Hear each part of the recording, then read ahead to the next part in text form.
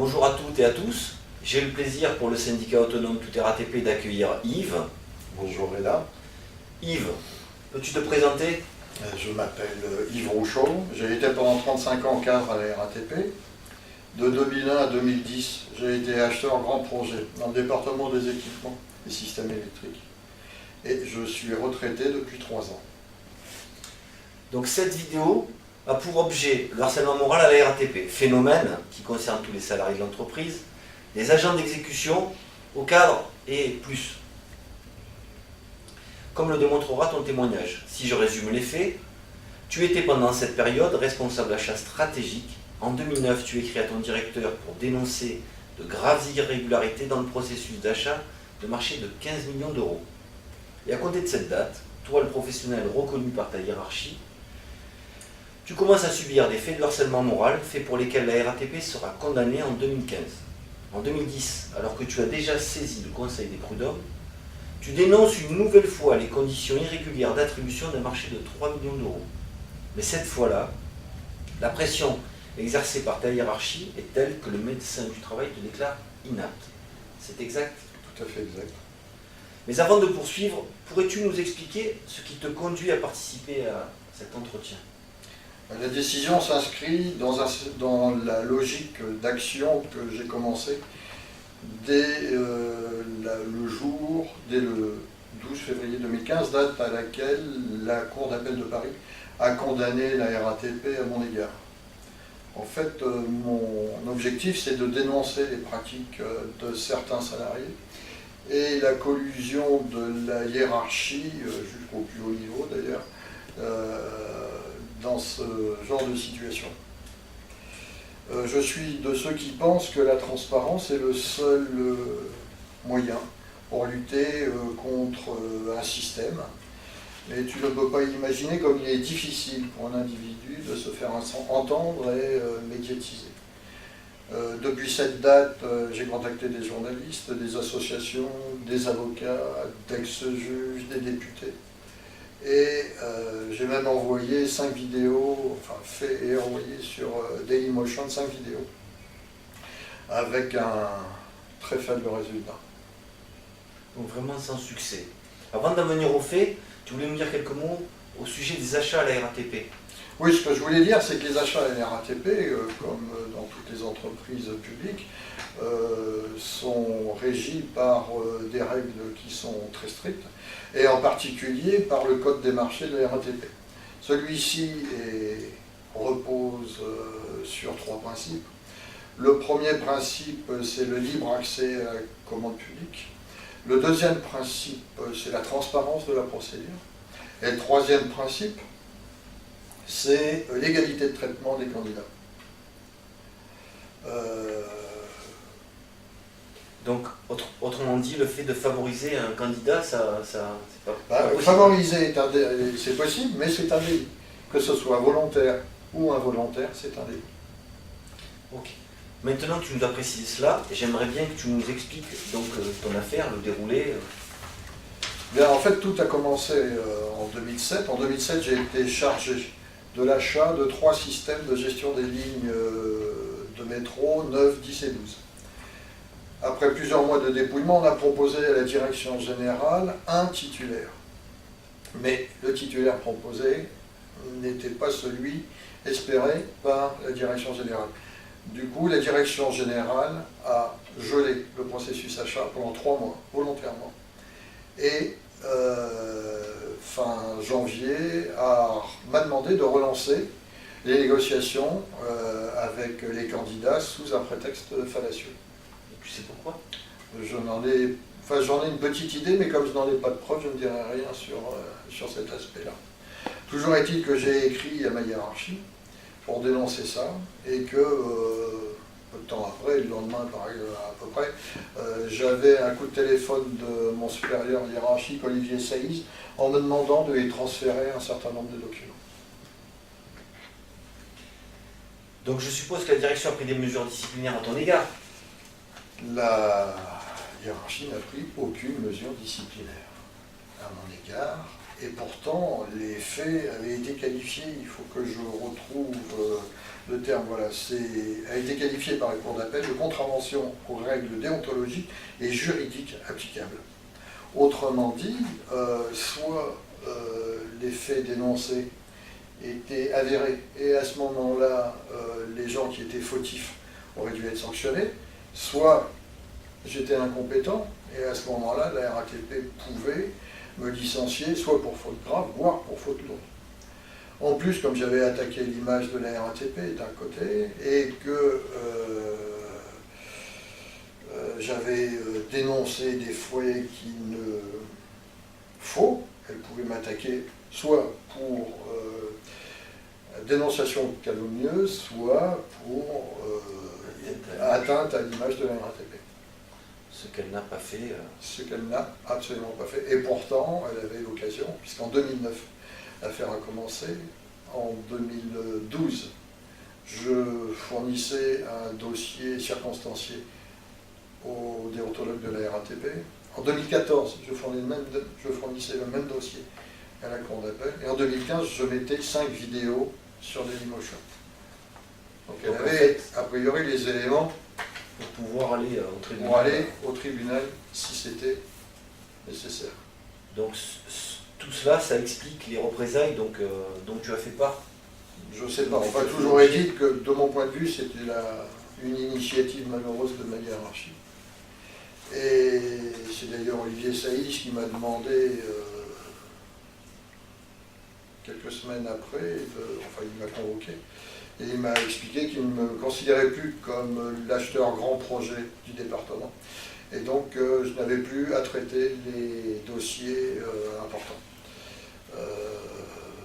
Sur ceux que j'avais gardés, il a remis en cause les décisions qu'il avait lui-même prises antérieurement. Donc tu t'es retrouvé isolé, et comment tu as réagi? Mal, ce qu'on appelle le mode survie, seul, et puis pendant 1 an, on reste chez soi. Pas chez soi, mais dans son bureau. Et les collègues? Les collègues, ils ont été, je vais appeler ça prudents et d'une neutralité bienveillante. Tu m'as parlé aussi de ton supérieur et de l'avis défavorable sur l'avancement. Mon supérieur, en novembre 2009, a émis un avis défavorable à mon avancement, avis que j'ai contesté. J'ai donc saisi le comité carrière de la RATP sans grande illusion.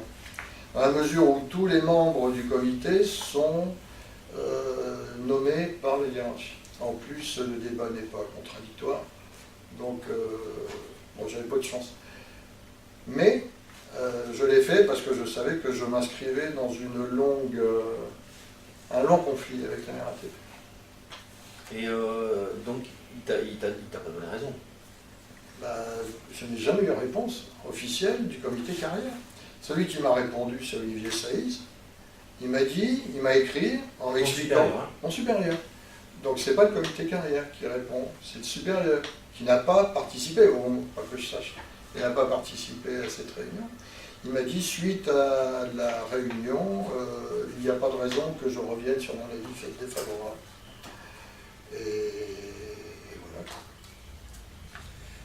Tu m'as dit d'ailleurs à ce sujet que le juge... Oui, alors le juge, lui, il a considéré que ça faisait partie des mesures de rétention s'inscrivant dans une démarche de déstabilisation et d'humiliation. C'est pas rien. Et ensuite? Non, c'est grave. Et ensuite? En mars 2010, la RATP, mon avocat a envoyé un courrier à la RATP en lui expliquant que la situation était grave. Et la RATP n'a pas daigné répondre. Et en mai 2010, on a saisi le Conseil des prud'hommes pour harcèlement moral et sanctions abusives. Et le comportement de ta hiérarchie a changé? Le comportement, la RATP visiblement n'avait strictement rien à faire et mon supérieur hiérarchique était sûr de sa totale impunité. Donc en fait, si on comprend bien l'affaire, on parle d'achat, mais il n'y a pas de contrôle de la RATP? Si, il y en a. Il y en a des internes qui sont réalisés par ceux qui prennent les décisions. Et quand les marchés sont importants, au-dessus de 15 millions d'euros, c'est la commission des marchés qui donne un avis. et sur la procédure. Cet avis repose sur un document qui s'appelle le rapport de présentation établi par la RATP et sur les informations données par la RATP. Donc on peut imaginer qu'on arrive à obtenir l'avis que l'on veut. C'est l'entre-soi. Entre-soi. Que s'est-il passé en fin juillet 2010? En fin juillet 2010, le médecin du travail m'a déclaré inapte à mon poste de travail.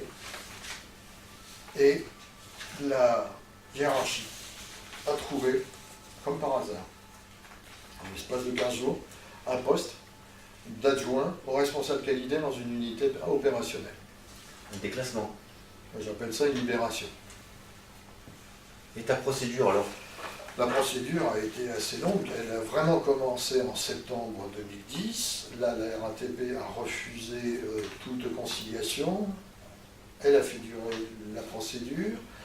En fin juin 2012, il y a eu l'audience au prud'homme. Là, ils n'ont reconnu ni le harcèlement moral, ni la sanction abusive. Ils ont seulement reconnu que la RATP n'avait pas respecté les règles internes lorsqu'il y a un avis défavorable. Donc ta démarche, c'est un échec, tu aurais pu en rester là, mais toi tu décides de... Je décide, un, de faire appel, et deux, de saisir le déontologue de la RATP en lui fournissant un dossier dans lequel je démontre que mon supérieur hiérarchique n'avait pas respecté le principe d'égalité de traitement des candidats, qu'il avait fait un faux, qu'il avait fait de fausses déclarations à la commission des marchés. Il t'a donné raison?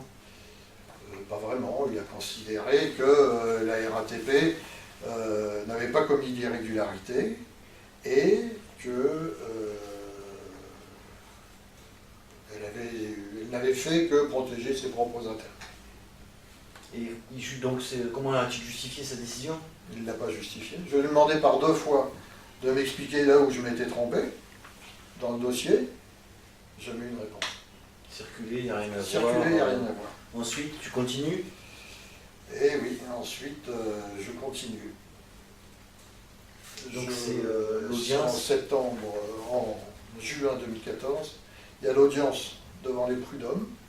Et là, la présidente nous propose une conciliation que j'accepte et que la RATP finit par accepter aussi. Elle ne donne rien, ce qui fait que en février 2015, c'est-à-dire 6 ans après le début de l'affaire, elle a considéré que la RATP s'était rendue coupable de harcèlement moral à mon égard. Donc la RATP a été condamnée? Oui. Une victoire?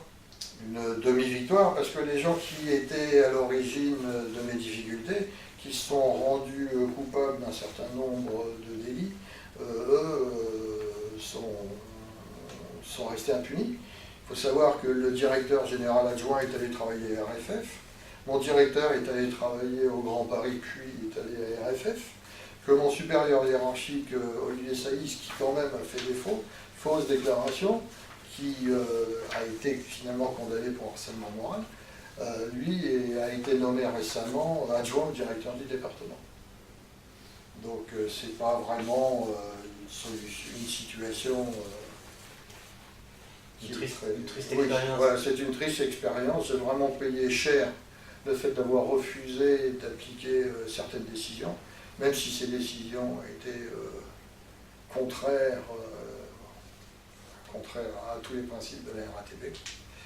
Mais ce que j'ai fait, je l'ai fait parce que je pense que je devais le faire. C'est pas par fierté, je suis pas fier de ce que j'ai fait.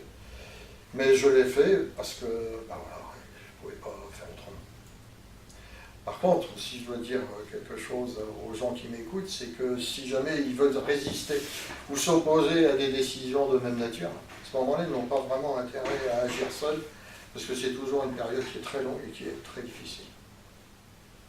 Yves, pour le syndicat SAT-RATP, je tenais à te remercier pour ton témoignage et Effectivement, je vais rebondir sur ta dernière phrase. Le syndicat est conscient des dérives managériales de ce qui se passe dans notre entreprise comme dans d'autres, mais on s'occupe particulièrement de la RATP. On sait que de nombreuses victimes sont en souffrance et attendent.